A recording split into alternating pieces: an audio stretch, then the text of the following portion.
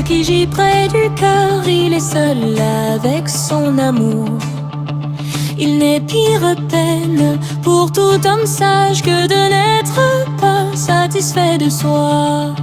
Heureux celui-là qui s'acquiert louange et bonne réputation, plus suspect de tirer son inspiration du sentiment d'autrui.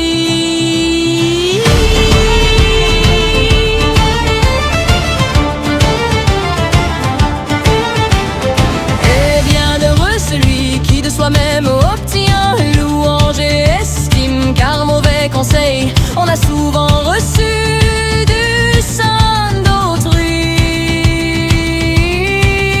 Il n'est meilleur fardeau à porter sur sa route qu'un grand bon sens, bien plus que la richesse. En lieu où l'on n'est pas connu, c'est le refuge du démuni.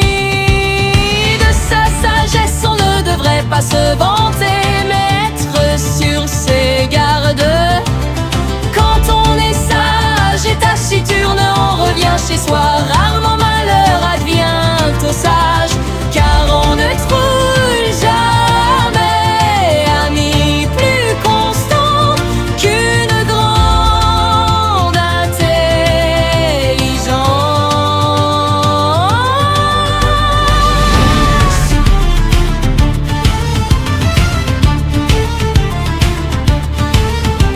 Que l'on te prenne encore regard, qui vient au festin, oui, fine et silencieux, ses oreilles écoutent, ses yeux examinent. C'est ainsi que la sagesse s'enquiert.